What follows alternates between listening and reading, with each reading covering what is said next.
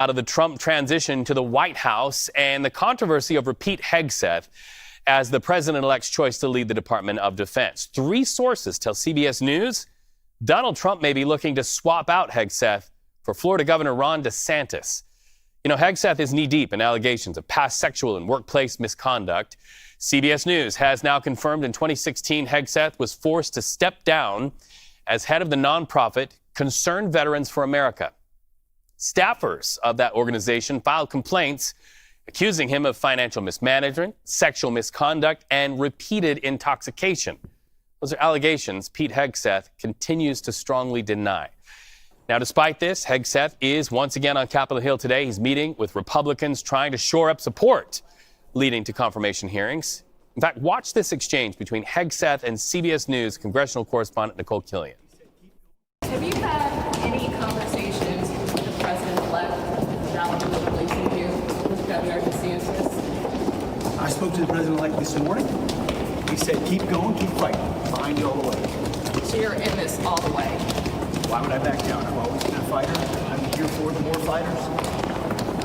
This is personal passion for me. You're not withdrawing your name from consideration, just to be clear. I'm meeting all day with senators. Interesting contrast there. Word, keep going, keep fighting, and yet this new reporting about Florida Governor Ron DeSantis. So let's turn to Juliegrace Brufke, congressional reporter for Axios, joining us now. Juliegrace, Pete says he's all in, but are lawmakers all in?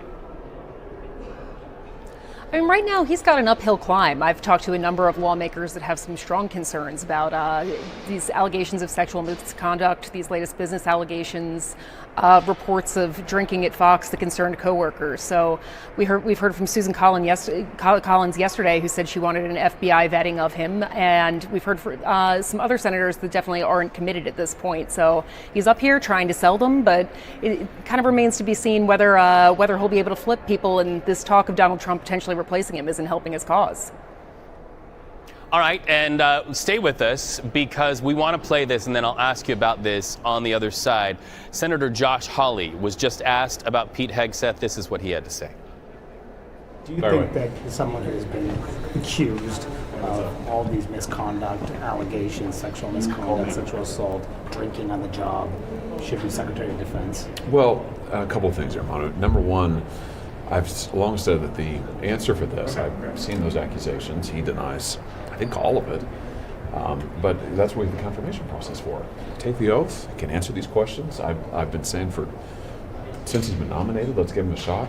But listen, I don't know. I was supposed to sit down with him tomorrow, but they canceled that meeting. So his side canceled the meeting. Yeah. So I don't know where things stand at the moment. Do you think he's going to withdraw? I don't know. But listen, the president, I give the president a lot of deference here. I've said I'll support folks. My presumption is I'll support whoever he wants. I think it's going to be great for his cabinet. It's not 100% clear to me who he wants as Secretary of Defense right now. And Senator, I defer to him. Kilmeny Dukart with Newsmax. Do you think that this has become, I mean, the press corps, as you can see here, has been following him all over Capitol Hill. I'm sure. It's dominated the headlines here on Capitol Hill. Do you think that this is too much of a distraction for the transition team? I mean, we saw Gates back out because he thought that this was too much of a distraction. Do you think it's time to move on at this point? Well, that's for the president to decide. You know, what I would say is this. I've been saying this for days. I mean, I'm a broken record on this. My view is that if the president wants him to be Secretary of Defense, then people ought to give him a shot. And my presumption is that I would support him. At the very least, let him have his confirmation here. Let him take the oath. Let him answer all of these questions. That Manu just put some other questions. I'm sure there'll be more. He'll answer all of those and many, many more under oath if he wants to, and if the president wants him to. But I don't know what the case is at this point. So have you talked to other members of the Republican conference about this nomination? I mean, is there a sense that this is going to be tough for him to overcome? So let's bring back Juliegrace. Juliegrace, what comes to me, the headline out of that conversation with Josh Hawley is this. Hegseth, Hawley says, canceled a planned meeting tomorrow with him. And Hawley's a friendly to Hegseth. How do you read that? I mean, it's definitely an interesting development, and I'll have to check in with some sources on what prompted that. But I mean, there's a lot of speculation that that Pete Hegseth will drop out. He's currently meeting on the House side over with the Republican Study Committee. I've been told by sources in that room that there's numerous senators there, kind of listening to his plan as they're talking about transition, his plans. But I mean, things are looking like a tough climb for him. So we'll see how much effort Trump world, MAGA world continues to put out there. But things are kind of looking ominous for him. Well, and it's an especially tough climb when the words of your own mother become national news to millions. Pete Hegseth's mother famously wrote that email scolding her son, finger-wagging at her son for how she felt he treated women. That made news. It became something that went into the narrative, the talking point. She was on Fox News talking about that earlier today. Any idea there on Capitol Hill what lawmakers are feeling about what she had to say on Fox News? Now, we saw her walk back a lot of her comments on Fox and Friends earlier today, and we heard her call particularly on female senators to listen to her son and kind of reversed some of the things that she had laid out in that letter. Now, I think particularly among female senators, there have been a lot of concerns, and he's supposed to meet with Joni Ernst today, who's been floated as a potential contender to replace him if he ultimately does end up dropping his bid there.